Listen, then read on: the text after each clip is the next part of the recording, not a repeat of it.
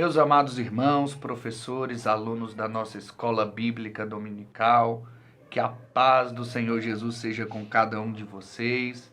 É uma grande alegria estarmos mais uma vez aqui para realizar mais esta aula preparatória para mais uma lição da nossa escola bíblica. Nós estamos estudando a revista Ensinamentos Bíblicos com o seguinte tema: Igreja Local, lugar de crescimento e serviço. E hoje nós vamos estar comentando aqui a lição de número 6, que tem como título Igreja Local, Embaixada do Reino de Deus na Terra.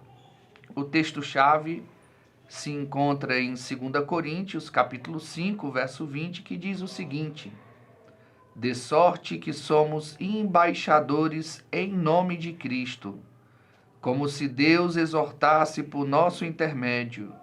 Em nome de Cristo, pois, rogamos que vos reconcilieis com Deus.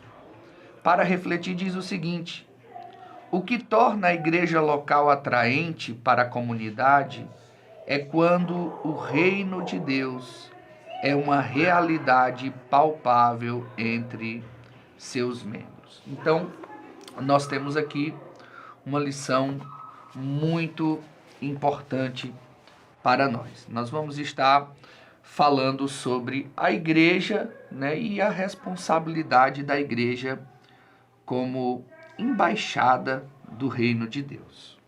E está comigo para comentar esta lição, irmão Elias ali, do Parque São Vicente. Dê sua palavra de saudação para os nossos irmãos. Amém. Pai do Senhor, irmãos, né? Pai do Senhor Adairto, irmão Adairto. É uma honra, né? Estar mais uma vez aqui para a gente tratar desse assunto importante. A lição em si, ela é bem desenvolvida, né? E amarra com todo o restante da revista. Eu estava observando o irmão Micaías, ele foi bem feliz nessa hora, né? De fazer. Está bem encaminhada e creio eu que essa lição aqui ela é extremamente importante para nós. Ela acaba sendo meio que um divisor, né, entre as anteriores e o que vai determinar lá no final, que é a questão do reino, né? Então, que seja uma excelente aula para nós, né? Um subsídio excelente para os professores, para os irmãos que vai ministrar as aulas no fim de semana, e que Deus abençoe nós, né? Muito bem. O próprio tema da lição já nos infere algo muito importante para pensarmos. Seria a igreja e o reino de Deus a mesma coisa? Ou a igreja é distinta do reino de Deus? Acho que é muito importante nós tratarmos esse ponto, porque muitas pessoas elas acabam confundindo igreja com o reino de Deus.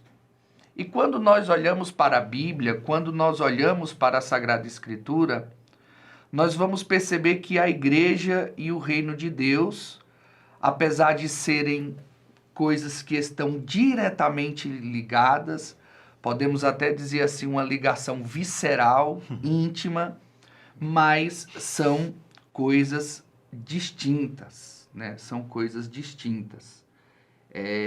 Eu fiz algumas anotações aqui com relação a essa distinção da igreja com o reino de Deus, né? Como eu já falei, existe uma conexão muito íntima entre o reino e a igreja, porém não são coisas idênticas, né?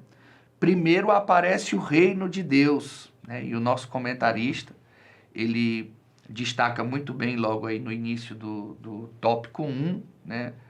A preocupação que nosso Senhor Jesus Cristo teve logo no início do seu ministério de falar sobre a realidade do reino de Deus. E só depois, né, mais na frente, lá em Mateus capítulo 16, verso 18, Jesus fala sobre o tema da igreja, né? Nós podemos dizer que o reino é a totalidade da atividade divina em todos os lugares, épocas e circunstâncias. Olha como é interessante essa definição. É a totalidade da atividade divina, desde a criação até os dias atuais e perpassando o futuro escatológico, né? Tudo isso faz parte ou engloba o reino de Deus, é a atividade de Deus na história da humanidade, na história do ser humano. Já a igreja, como nós já estudamos em lições anteriores, né? Igreja vem de uma palavra grega, eclésia, e significa ajuntamento de pessoas, né? Assembleia daqueles que participam da atividade remidora de Deus por Jesus Cristo. E um texto bíblico que ilustra esse fato muito bem é Atos, capítulo 20, verso 28. Então, fazendo esse interface, essa ligação, né, íntima, falando dessa ligação íntima que existe entre a igreja e o reino, nós podemos afirmar o seguinte, que a igreja é a comunidade daqueles, primeiro, que aceitaram o evangelho do reino pela fé. Então, primeira coisa importante a destacarmos é que a igreja é a comunidade daqueles que aceitaram o evangelho do reino pela fé.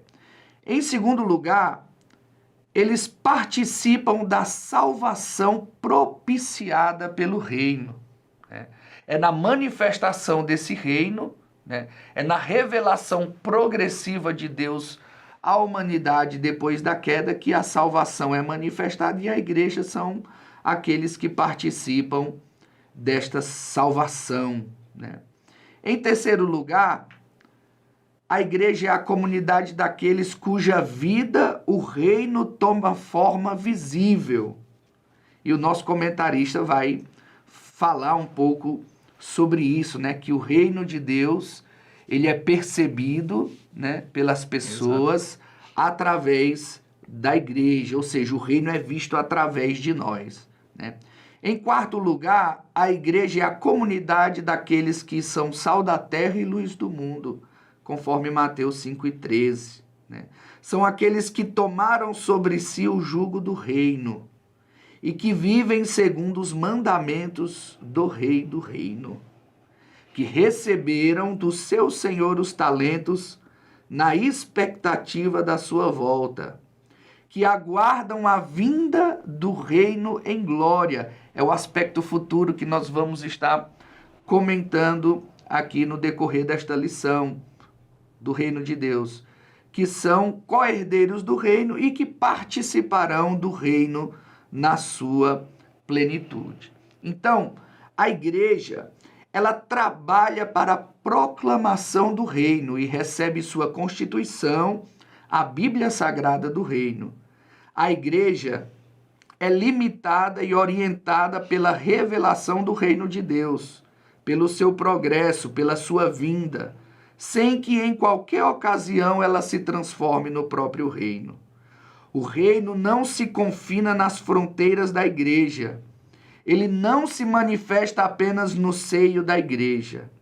A soberania do reino de Jesus extrapola o campo da atuação e da presença da igreja, agindo permanentemente no mundo visível, naquilo que pode ser percebido, quanto no mundo invisível, né? No mundo espiritual. Então, nós percebemos com isso que a igreja, ela é diferente do reino de Deus, porém está intimamente ligada. E a razão, podemos assim, uma das razões de ser da igreja é manifestar o reino, né? É manifestar o reino de Deus neste mundo. Então, logo no primeiro tópico aqui da nossa lição, o nosso comentarista ele vai falar sobre o reino de Deus e ele destaca alguns aspectos, né, desse reino. O que você tem a nos falar sobre isso, irmã Elias? Sobre esses aspectos do reino de Deus? É interessante aqui, que nós entendemos aqui também, quando o irmão colocou aqui na questão da vinda do reino, depois ele colocou as dimensões, né? Bem estruturado, a dimensão futura do reino de Deus e, por fim, a dimensão presente do reino de Deus, né? Que são duas coisas importantes para nós entendermos. Na questão da vinda do reino, a gente vai lá para João, né? João Batista, ele está lá proclamando a vinda desse reino, ele que era um arauto do reino, né? E quando ele está proclamando, ele fala que o reino dos céus está próximo, né? Ou seja, ele ainda não está entre nós, né?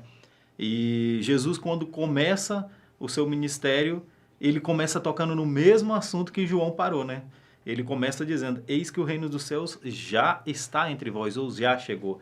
É como se um de uma ponta do Jordão estivesse falando, o reino está próximo, e outro descendo que representa o reino, ou seja, esse rei, João como arauto, ele não podia proclamar a presença do reino de Deus, né? A chegada, eis que chegou o reino dos céus, afinal de contas ele era só um arauto, uma voz, né?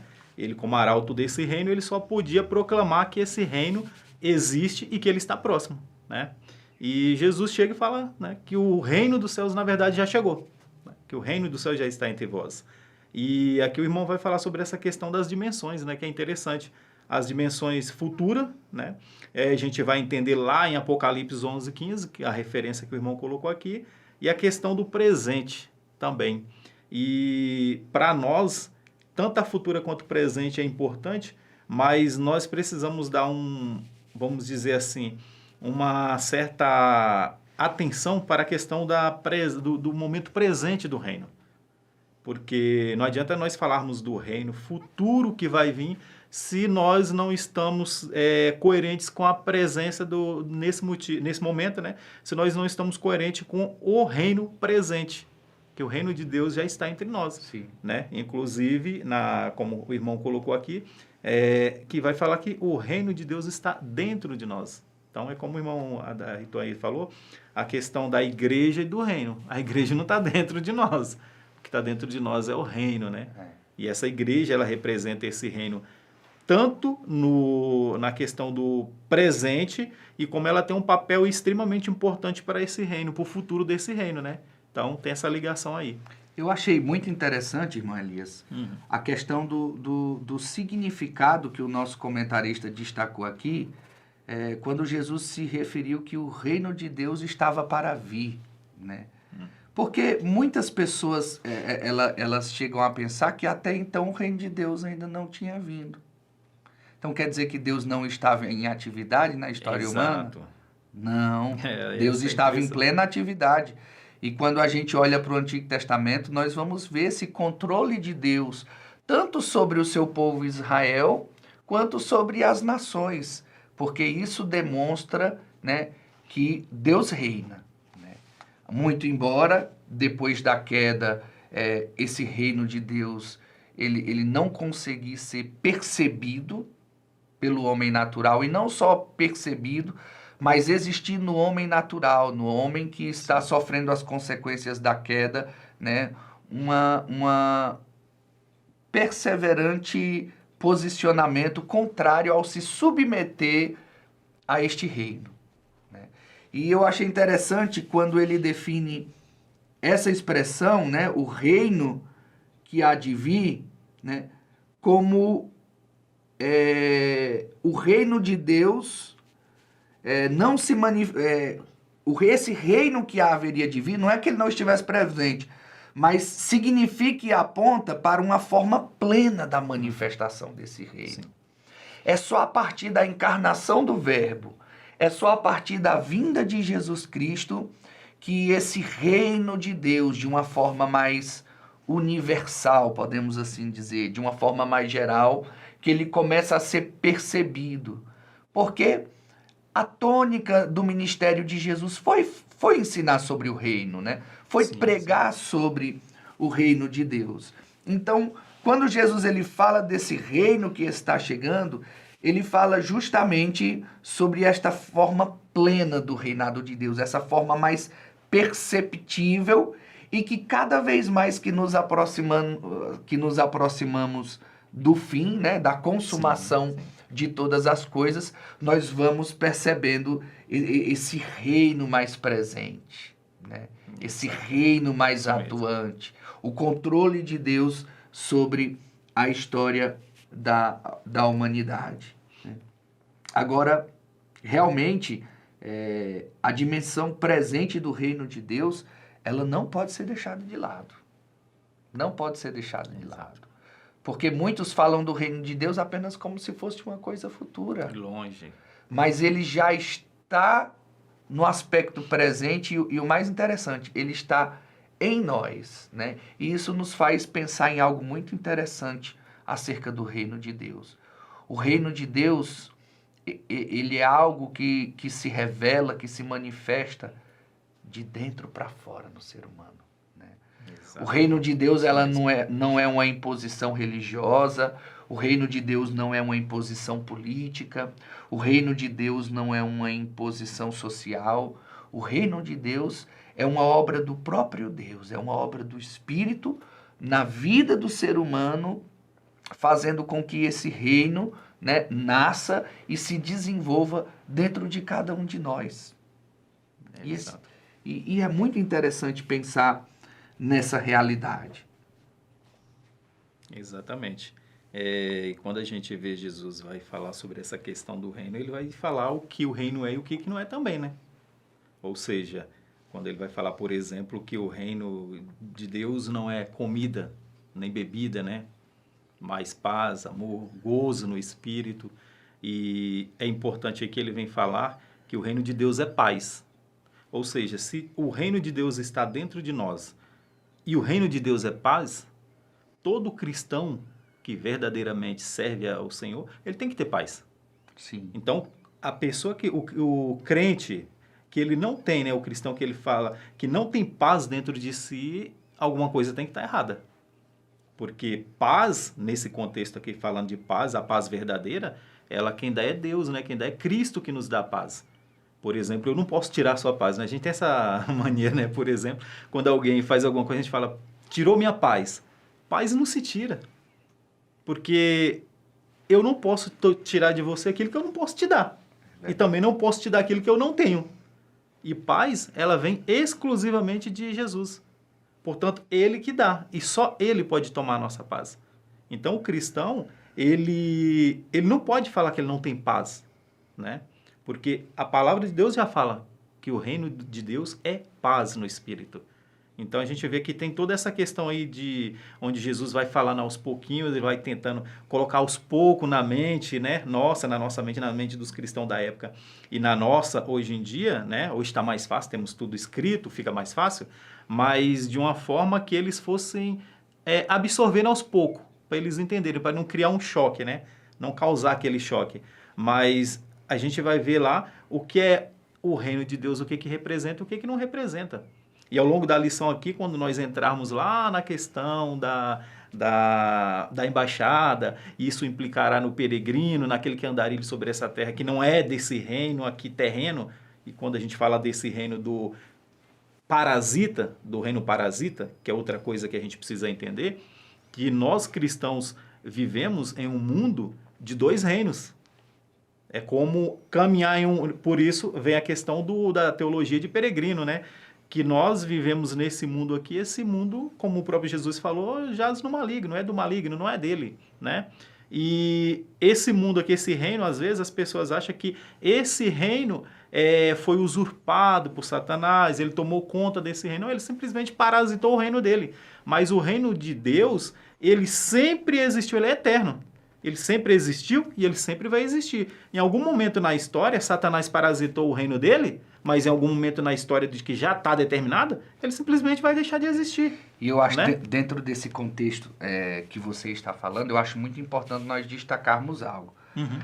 Porque muitas pessoas pensam, quando a Bíblia diz assim que o mundo jaz no maligno, é o mundo, o globo.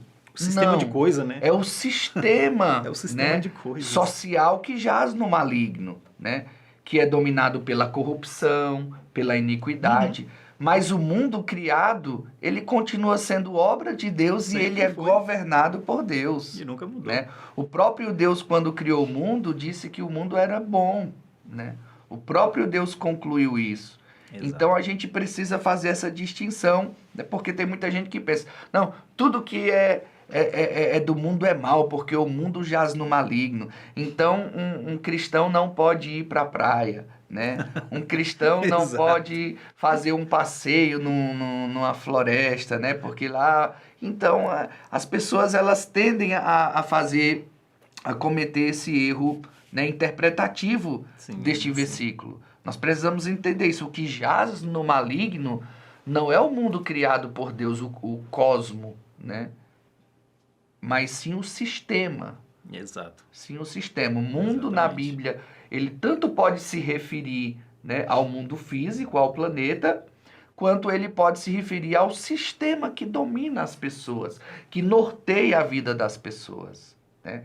E eu achei muito interessante, né, a sua fala, e muitas pessoas, e por isso Jesus foi rejeitado na sua época, tendem a ligar o reino de Deus, né, e os resultados desse reino a aspectos materiais. Exato, irmão. Né? Por que Jesus ele foi rejeitado pelos religiosos da sua época? É porque eles não queriam um rei que iria produzir uma transformação interior. Eles queriam um rei que iria produzir uma transformação política. Exatamente. Né? Por isso que Paulo chega e diz, o reino de Deus não é comida, não é bebida. Ou seja, não está limitado às coisas materiais, né? Mas o reino de Deus, antes de mais nada, ele se dá no interior do ser humano. Isso mesmo. Ele se dá no interior do ser humano. De forma que nós poderíamos dizer que são implicações desse aspecto presente do reino, né? Sim, a paz, isso. dentre outras coisas, né, irmão Elias? Exatamente, irmão.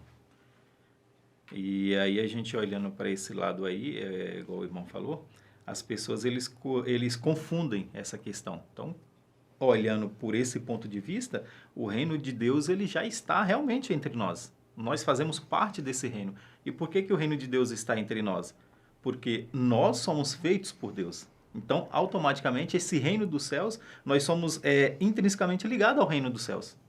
O homem sem pecado, como ele foi criado para o reino, com funções para o reino, que honrasse o reino, né? Para representar aquele que criou o reino. Então, o reino de Deus ele sempre esteve dentro do homem. E isso aí chega a parecer mais aquilo com que Paulo vai falar sobre a questão da ira de Deus quando ela é derramada sobre o homem, sobre o conhecimento de Deus, né? Do homem negar que ele não tem conhecimento de Deus, onde Paulo vai falar que o homem, ele tem sim o conhecimento de Deus dentro dele, o suficiente para ele entender que existe um Deus, está lá dentro dele. Outros teólogos vão dizer que o homem, naturalmente, ele é um ser feito para adoração, né? Que ele é um ser religioso por essência, que é impossível o homem não ter um Deus. E aí que até mesmo o ateu, aliás, o ateu fala que o ateísmo se define por a crença por não existir um Deus. Sim. Não interessa de que religião, não existe Deus. Mas e essa convicção, essa fé dele, essa certeza dentro dele, não é um Deus também, não? Verdade. Não é uma forma, não é um altar de idolatria dele, da vaidade dele? De uma convicção própria? Verdade.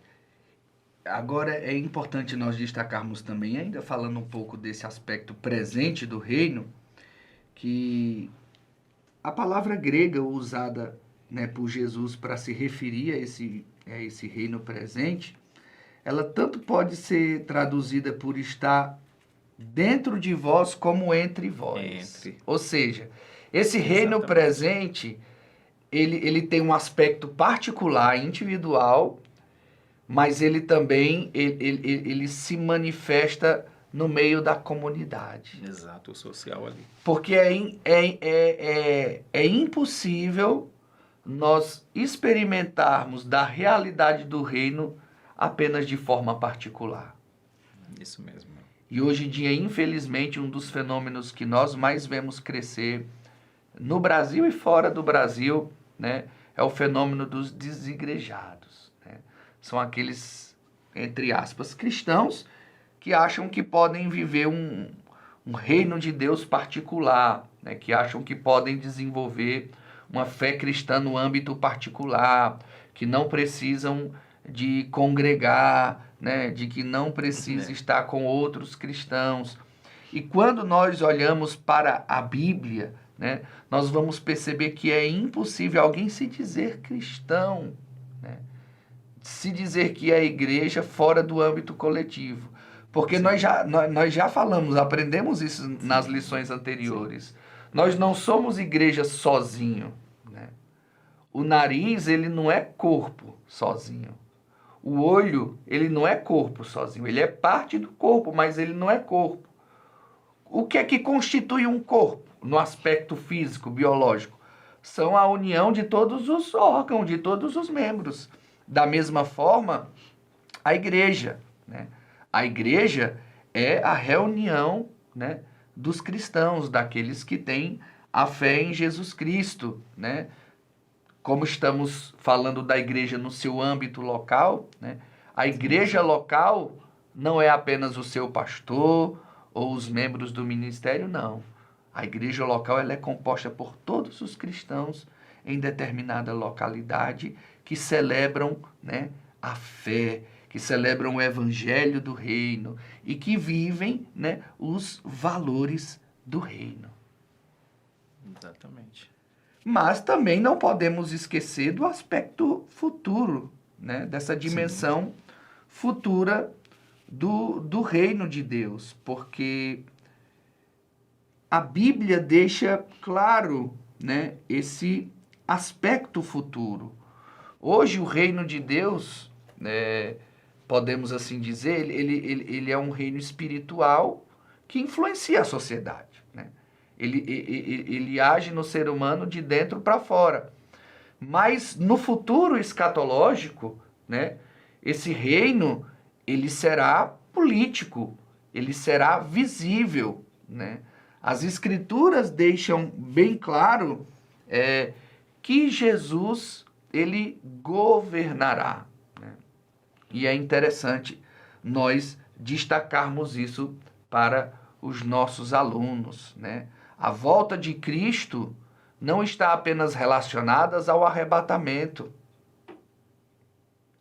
Principalmente nós pentecostais, nós temos muito, né, a ênfase apenas no arrebatamento. Verdade. Mas segundo a nossa teologia pentecostal, o arrebatamento é apenas a primeira fase da segunda vinda de Jesus, né?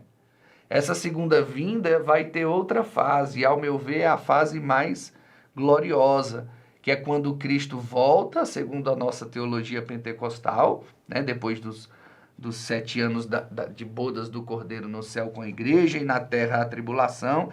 Depois desses 7 anos, Cristo volta com a igreja, com miríades de anjos. Para quê? Para consertar o mundo. Não é só para livrar Israel. Cristo vem consertar os problemas espirituais, morais, éticos, políticos, sociais do mundo. Cristo governará por 1000 anos. E nós, que somos hoje, né, a embaixada do reino, seremos agentes mais ativos ainda, né, neste reino futuro e visível de Cristo Jesus nesta terra. No segundo tópico, né, o nosso comentarista ele vai detalhar mais um pouco sobre a questão, né, sobre o significado desse ser da igreja como embaixada do reino de Deus na terra, né? E a palavra embaixada, como bem foi colocado, né, é um governo que atua oficialmente para representar um país no exterior, né? Todos os países, né, eles têm uma embaixada em outros países, e essas embaixadas é como se fosse o próprio país dentro daquele país estrangeiro, né? São representantes diretos de um determinado país. E esse significado de embaixada realmente se encaixa, né, como o nosso comentarista colocou aqui muito bem, com a igreja. Exatamente. Porque é isso que a igreja é. Ela é representante do reino de Deus na terra. Ela tem a responsabilidade de representar a Deus na terra. E daí se encaixa, né, como você falou, a teologia, né, do peregrino, do estrangeiro no mundo. A igreja está peregrinando, mas peregrinando como representante de um reino que virá. De um reino que está presente de forma espiritual, né? Mas que se manifestará de uma forma concreta e global no porvir. Então, nós somos essa embaixada. Nós somos esses representantes, né, de Deus, do reino de Deus aqui na terra. E diante desse fato, irmão Elias, qual a nossa responsabilidade? Qual o nosso papel? Então, aí começa a complicar um pouco, né? Primeiro, para a gente entender essa questão de embaixada, né? É igual o irmão falou, a embaixada de um país em outro, ela é o próprio país representado naquele local. E ele tem plenos poderes, né? Ele tem todos os poderes legais que existem no país dele, ele tem naquele pedaço. Então, tem a questão chamada de soberania, né?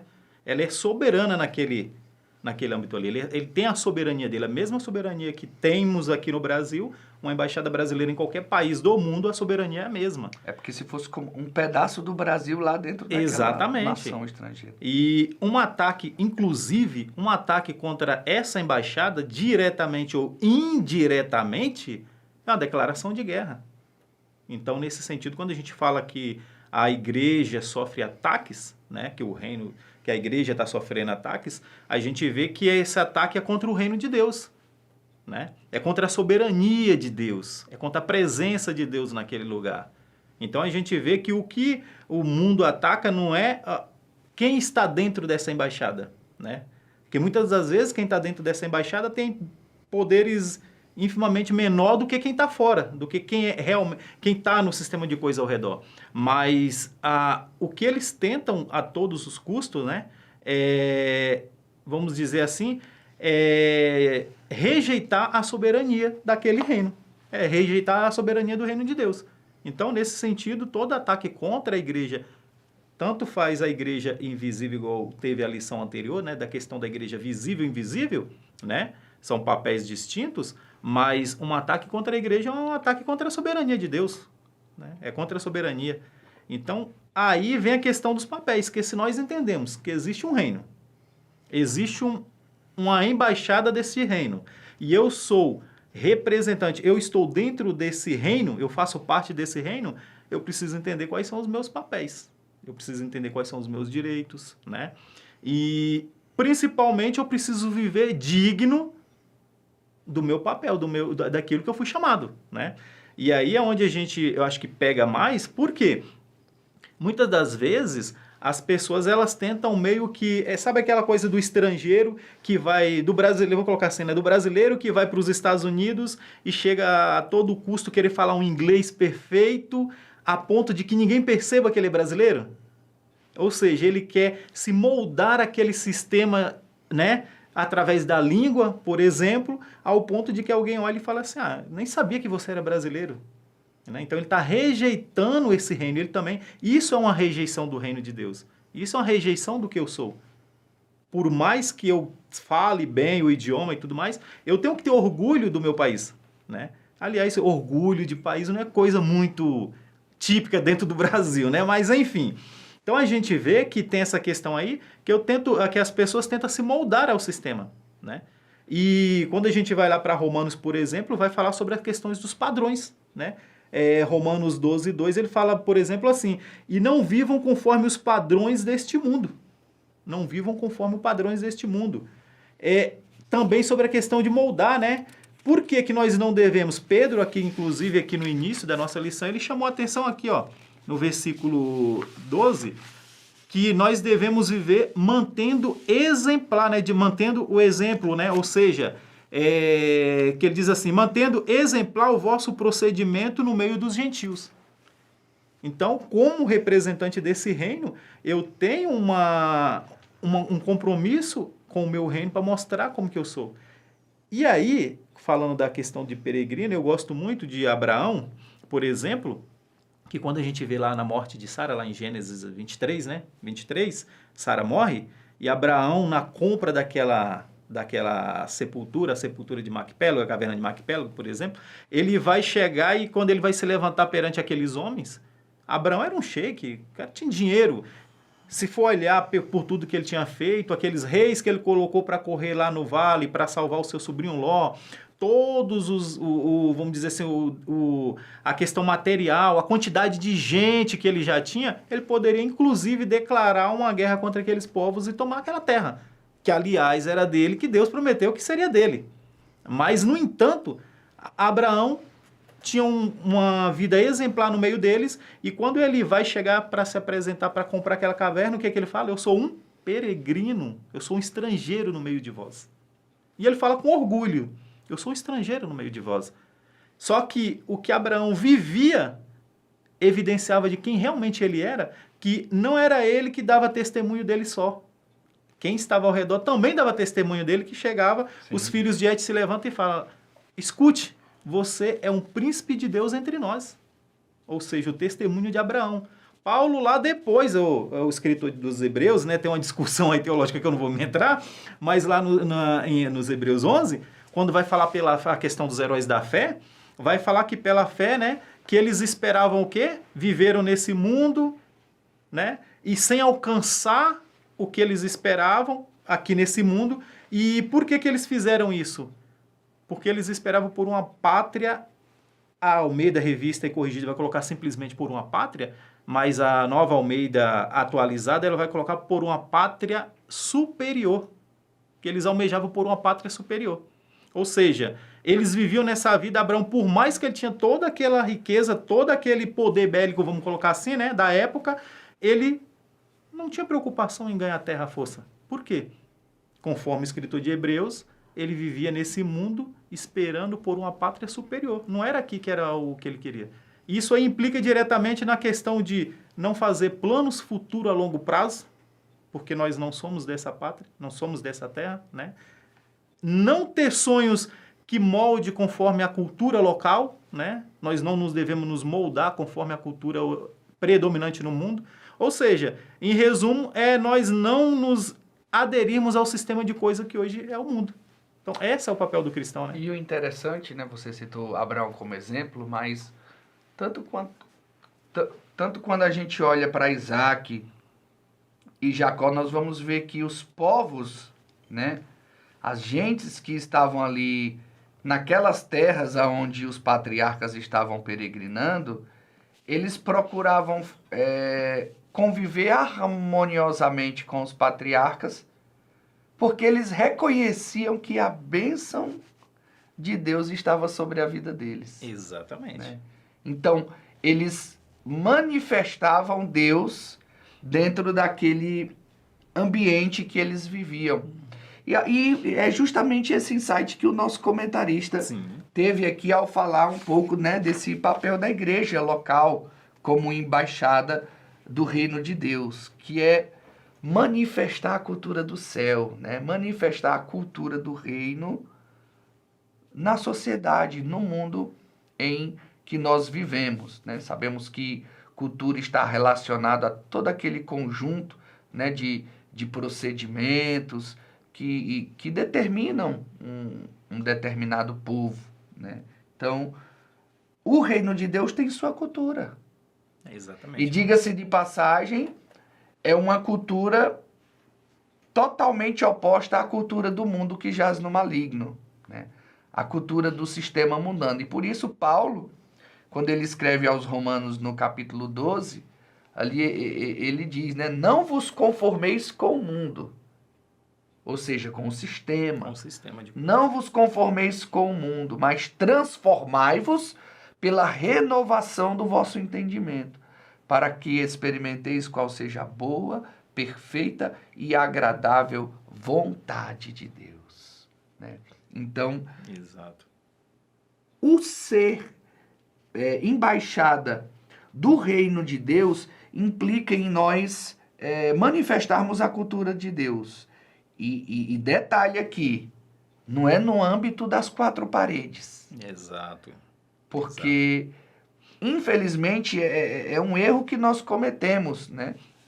Nós nos esforçamos, ou pelo menos deveríamos, né? Entre aspas aqui, né?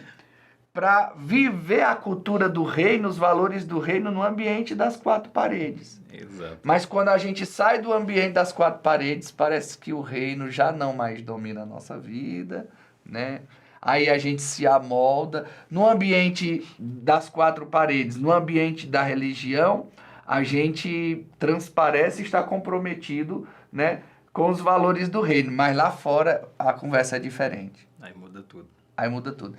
E esse aqui é o grande desafio nosso, né? É quebrar com isso.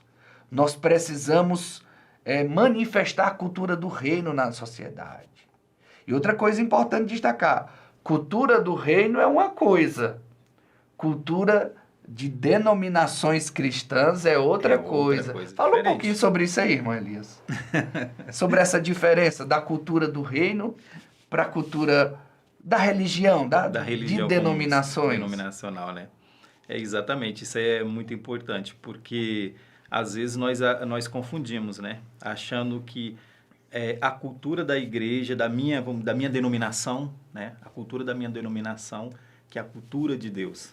E aí vem algumas confusões aí que a gente vê, por exemplo, algumas igrejas que mantêm alguns hábitos antigos da cultura judaica, né? Geralmente a cópia da cultura judaica é de onde nós estamos inseridos, quer queira, quer não é nem de onde saímos, né? Eu vejo que às vezes as pessoas falam, de onde nós viemos? Nós viemos, não, nós estamos no mesmo, fazemos parte do mesmo povo, né? Que é o povo de Deus. E a gente vê que trata mais dessa cultura e esquece qual é a verdadeira cultura, que é a cultura do reino dos céus. E é interessante que o irmão vai colocar aqui, né? Os modos exemplar, temor a Deus. E aí entra uma coisa muito importante, irmão, que é eu sempre falo, nós assembleianos, a gente tem que agradecer a Deus, né? E a vida dos irmãos que se esforçam para trazer essas lições para nós, esses ensinos, porque nós temos, mas muitos não têm. Tá? Muitos não têm. Verdade. E a importância de frequentar uma coisa tão simples que é a escola bíblica dominical. Não vai formar você um teólogo, mas vai te dar uma base suficiente para você viver no dia a dia. É ali que você aprende, é ali que nós aprendemos. Nós somos criados na escola bíblica dominical. Eu até diria, irmã Elias, que a escola bíblica dominical, ela forma, sim, teólogos. Ela não forma teólogos técnicos, profissionais, né? Exato. Mas ela forma teólogos no sentido de que ela forma pessoas que pensam sobre Deus, né? Falam sobre Deus, discursam sobre Deus. Isso é teologia. Exato. Né? Isso é teologia. Todo crente faz teologia, né? Todo crente faz teologia. Crente, quer queira, quer não, ele é um Nem teólogo. todos fazem teologia técnica. Né? Mas a teologia como pensar sobre Deus, pensar sobre a vida, né? Todo crente faz isso. E a escola dominical é um grande centro, né? Formador de teólogos nesse sentido. E aí, é ali onde a gente aprende qual que é o nosso papel. Que existe um reino dos céus, que existe a questão da embaixada, que a igreja é a embaixada, né? Um dos símbolos da igreja, né? São vários, né? Mas um deles é a embaixada. E também a questão do meu papel, que é amar os irmãos, temer a Deus. Que aí vem a pergunta, o que é temer a Deus, por exemplo? Né? Então, aonde que a gente aprende essas coisas? No estudo, na escola bíblica dominical, né? Já que quem não tem tempo de fazer um curso de teologia fora, a escola bíblica dominical supre perfeitamente isso aqui. Irmão Elias, e é justamente nesse ambiente da escola dominical, nesse ambiente do ensino, né, que a gente aprende a fazer essa distinção. Uhum. Né? Existem muitas pessoas que hoje têm até repugnância de igreja, né, do contexto evangélico, porque foram alvejadas por pessoas que não estavam representando a cultura do reino, mas a cultura de uma denominação. Né? Exatamente. Um jeito de ser de uma determinada comunidade de fé, né? O jeito de ser de uma determinada igreja local. Né? Por exemplo, a imposição de como se deve vestir, por aí vai, né? Exatamente. Aí os professores podem trabalhar isso aí à vontade, de diversas formas. Mas quando a gente fala de cultura do reino, nós estamos falando daquilo que realmente produz transformação.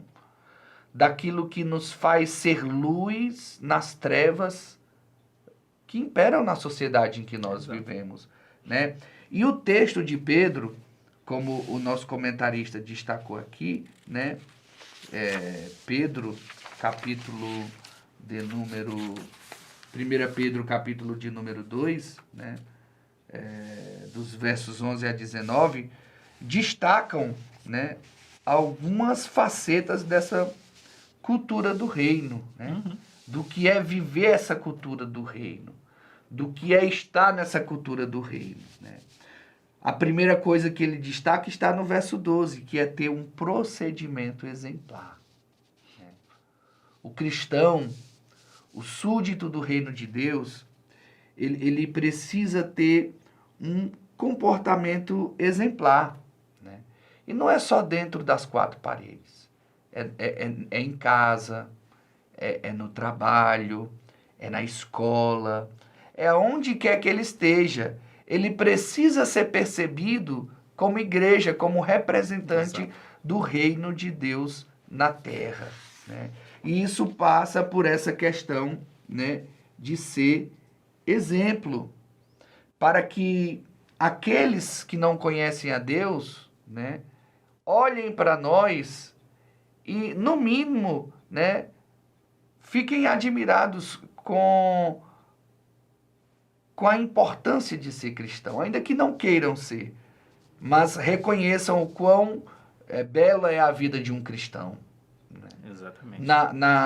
No tempo da igreja primitiva, muitos não queriam se tornar cristãos por conta dos perigos, né? Perder propriedade, perder status social. Mas o texto de Atos diz que eles eram admirados. Por quê? Porque eles eram exemplos. Eles viviam o amor cristão na prática, né? Eles cuidavam uns dos outros, eles supriam as necessidades uns dos outros, ou seja, eles tinham uma vida exemplar, né? A liderança da igreja era exemplar, os membros da igreja, eles tinham um procedimento exemplar, e por isso que a igreja, quando a gente olha para Atos ali, a igreja de Jerusalém, a igreja primitiva, impactou a sociedade do seu tempo, da sua época, da forma que impactou. É porque verdadeiramente eles tinham uma vida exemplar. E nós, cristãos dos dias atuais, no Brasil, em Santo André, né, será que nós estamos manifestando, né, essa faceta da cultura do reino de Deus? Será que nós estamos sendo, né, exemplares? Pedro, nesse texto aqui de 1 Pedro, do capítulo 2, Pedro destaca o ser exemplar nos âmbitos do dia a dia. Sim. Porque às vezes a gente quer limitar a nossa vida espiritual, a nossa vida como cidadão do reino, ao ambiente das quatro paredes, né? Só que vai além disso. Aí o que é que Pedro diz a partir do verso 13? Ó? Sujeitai-vos a toda instituição humana, por causa do Senhor, quer seja o rei como soberano, que as autoridades como enviadas por ele, tanto para castigo dos malfeitores, como para louvor dos que praticam o bem. Porque assim é a vontade de Deus, que pela prática do bem façais emudecer a ignorância dos insensatos. Como livre que sois, não usando todavia a liberdade por pretexto de malícia, mas vivendo como servos de Deus. Olha que coisa. Olha o verso 18. Servos. Vou contextualizar aqui para nossa...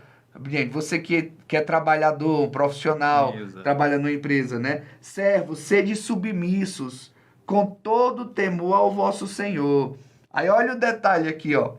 Não somente se for bom, se for legal, gente boa. Poxa, meu chefe é maravilhoso, é gente boa. Não. Mas também, né, ao perverso. Olha como é difícil, né? Por isso que é desafiador ser um súdito do reino de Deus. Exatamente. Né? Mas nós devemos ser exemplo em todas as facetas da nossa vida.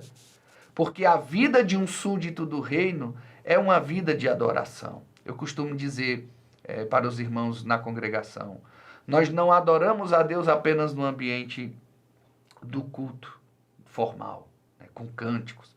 Nós adoramos a Deus com a nossa vida, com o jeito que a gente vive a nossa vida, né? Então, era dessa forma, né, que os cristãos deveriam glorificar a Deus como súditos do reino, né, sendo exemplo aonde quer que eles estivessem, né, tratar com honra, né? Pedro fala sobre isso. Isso está ligado à questão do respeito, né? Como nós vivemos numa geração que não sabe respeitar, não é verdade, Marlins? Infelizmente. Infelizmente esse é o cenário que nós temos hoje, né? Temos muito conhecimento, mas não sabe o que fazer também com ele, né? Tem de tudo. Tem o conhecimento em excesso, mas não sabe o que fazer com esse conhecimento. E eu acho interessante aqui quando Pedro vai falar sobre as questões das paixões carnais, né? Ele trata lá no capítulo 1 também. Paulo fala muito sobre essa questão quando vai falar do relacionamento do cristão se moldar ao mundo. Geralmente ele associa essas questões das paixões carnais, né? E quando nós vamos para Gálatas vai falar quais são os frutos da carne, né? Ou seja, das paixões carnais. Vai colocar ali, por exemplo, divisões, facções, inveja, né? Ira. E no final ainda termina dizendo assim: declaro a vocês, como antes já o preveni, que os que praticam tais coisas não herdarão o reino dos céus. Não herdarão o reino de Deus. E esse princípio da honra é um princípio maravilhoso, do respeito, né? Não existe relacionamento humano sem respeito. Mas, infelizmente, nós vivemos numa geração onde os filhos não honram mais os pais, né?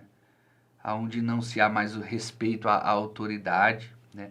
Eu não sei na sua opinião, mas às vezes eu percebo um sentimento de anarquia, de antinomismo nas pessoas, sim, aversão à regra, né? Aversão à lei, aversão à norma, né? Nós vivemos numa geração muito parecida com a geração de juízes, né? Cada um quer fazer o que parece bem aos seus olhos. E pronto. Né? Mas se verdadeiramente somos súditos do reino de Deus, nós precisamos estar submissos aos valores do reino, né? Nós precisamos estar submissos às ordens, às orientações do rei, né? E parte disso é tratar com honra, né? Tratar os irmãos em Cristo com honra, tratar os líderes espirituais com honra, né? Nós vivemos numa geração que não respeita mais pastores. Claro, muito por conta dos escândalos que hoje em dia a gente vê Brasil afora e que muitas vezes são ventilados pela mídia. Mas isso não faz de todos os pastores mercenários, né? É só pretexto, na verdade, né? A grande maioria são homens de Deus, né? Homens de caráter ilibado, de vida exemplar, e precisam ser honrados pela igreja, né? Precisam ser honrados pela igreja. Amar os irmãos, né? Amar os irmãos. Eu costumo dizer lá na igreja que o avivamento que a igreja mais precisa nos dias atuais não é o avivamento dos dons, mas é o avivamento do amor. Porque o que adianta nós falarmos em língua, nós termos os dons e não sabermos amar uns aos outros? Não sabermos usar esses dons com o amor. E Paulo fala sobre isso, né? Que ainda que eu fale a língua dos anjos, né? 1 Coríntios capítulo 3, se eu não tiver amor, de nada vale isso, né? Então, o maior avivamento que a igreja cristã precisa nos dias atuais é o avivamento do amor. Porque é o amor que é a marca principal do cristão. É o distintivo de quem faz parte do reino de Deus. Podemos dizer assim, é o passaporte, né? Exatamente. É o passaporte do cidadão do reino de Deus. É o amor, ele é conhecido pelo amor, ele deve ser reconhecido pelo amor, né? E não é o amor mundano, não é o amor interesseiro, não é o amor carnal. É o amor de Deus, é o amor ágape, esse amor que é derramado no coração de todo súdito do reino, quando ele se torna um súdito do reino pelo Espírito Santo, né? Quando ele entrega a sua vida a Cristo, O Espírito Santo passa a morar nele e enche ele com esse amor. E esse amor tem que transbordar. Exato. Né? O cristão que não transborda o amor, vou usar agora um jargão que um pregador pentecostal famoso usava muito na sua época de Gideões missionários, né? Tá com defeito de fabricação. Alguma coisa tá errada. Alguma coisa tá errada, né? E por fim, né? Outra faceta dessa cultura do reino é o temor a Deus. Acima de tudo, o temor a Deus. Né? Temor a Deus é ter medo de Deus, irmã Elisa? Então, essa é uma das confusões também, né? Porque quando a gente vai entender o que é temor a Deus, olhar para Provérbios, né? Provérbios vai fazer a mesma coisa e aí fala assim, não, Provérbios é Salomão ali falando, né? Vamos tirar o crédito, né? É Salomão, o homem falando. E quem é Salomão? Tem até isso, né? Infelizmente. E Salomão, em que momento da vida ele colocou ele desenvolveu essa teologia do temor a Deus ali para colocar em Provérbios? Mas quando a gente vai lá para o livro de Jó, o livro de Jó começa falando sobre isso, sobre o caráter de Jó. E uma das características de Jó era que ele temia Deus.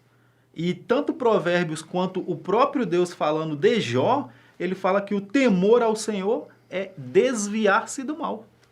É desviar-se do mal. E, infelizmente, muitos levam por esse lado do temor, do medo, né? Ter medo a Deus. São dois tipos de temores diferentes. Uma coisa é o medo e outra coisa é o temor. O temor faz com que eu respeite ele, que eu ame, que eu o cultue, que eu viva conforme a sua palavra, os seus mandamentos, suas ordenanças. E, automaticamente, se eu pratico tudo que está implícito, né, nessa questão aí, o que eu acabo fazendo? Eu me desvio do mal. E era o que Jó fazia constantemente. Jó desviava-se do mal. E como que Deus se relacionava com Jó? Olha a relação de Deus com Jó, por exemplo. A ponto de Deus falar que não existia ninguém na terra igual Jó. Homem temente ao Senhor e que se desvia-se do mal. E Jó fazia isso, não era, como o irmão mesmo falou, né, entre quatro paredes. Não é no meu âmbito familiar, né? Não é no meio dos conhecidos. Ele fazia isso deliberadamente. A vida de Jó era desviar-se do mal. Dia a dia. Ele fazia com consciência que ele precisava se desviar do mal. Outra característica interessante dos cristãos primitivos ali em Atos dos Apóstolos é que em cada alma havia temor. Cada alma havia temor. Ou seja, respeito a Deus, né? O respeito às coisas divinas. Exatamente, o respeito à palavra de Deus, né? Hoje em dia, até no meio evangélico, a gente percebe uma falta de temor. Né? Sim, claro. Uma falta de temor que é percebida muitas vezes da forma com que se cultua. Né?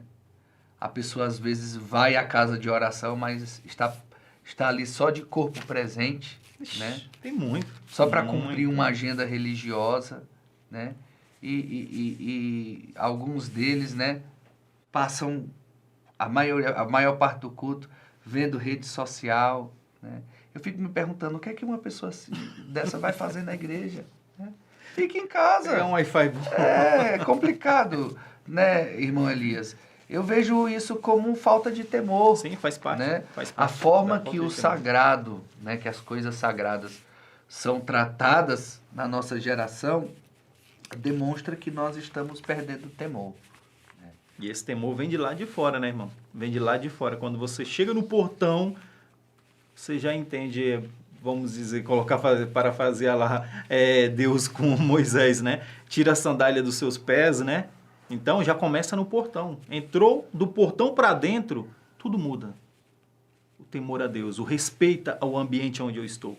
E isso se perdeu, porque hoje em dia o culto está começando, o irmão está puxando a oração e a igreja inteira está batendo papo, cada um tocando um assunto, cumprimentando e tudo mais. E o irmão está tentando orar, puxar uma oração, só ele sozinho no microfone. Não que isso em si seja ruim, mas tudo no seu tempo, né?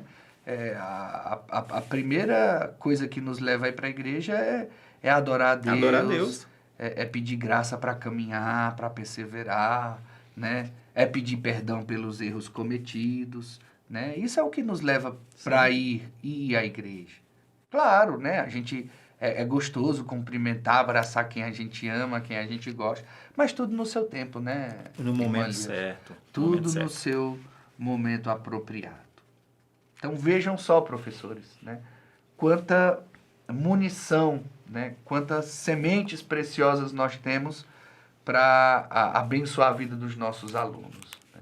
Que Deus nos dê graça, primeiramente, para viver isso, né? E graça para ensinar. Ensinar com palavras e ensinar, sobretudo, com o exemplo. Né? Sendo exemplo, porque não tem melhor forma de ensinar do que através do exemplo. Então nós vamos orar ao Senhor, pedindo a bênção de Deus sobre a vida de todos os nossos professores e alunos da nossa Escola Bíblica Dominical, para que vocês tenham uma excelente aula nas suas respectivas classes. Eu vou pedir nosso irmão Elias fazer essa oração. Amém. Amém? Pai Santo e Eterno, obrigado, Deus, por mais essa oportunidade que o Senhor nos concede de estarmos diante da Tua Palavra, de ser instrumento, Senhor, para a Tua Palavra ser manifesta no Teu reino. Obrigado por essa graça, por essa honra. Muito obrigado, Senhor. Que essas palavras, que essas lições, Senhor, sejam preciosas, sejam usadas, Senhor, com sabedoria e que faça efeito, que resplandeça a Tua luz no Teu reino, Pai. Que seja manifesta a luz do Teu reino no meio deste mundo que anda em trevas e que cada cristão seja uma luz do Senhor neste mundo. É o que pedimos e agradecemos no nome santo de Jesus. Amém. Amém.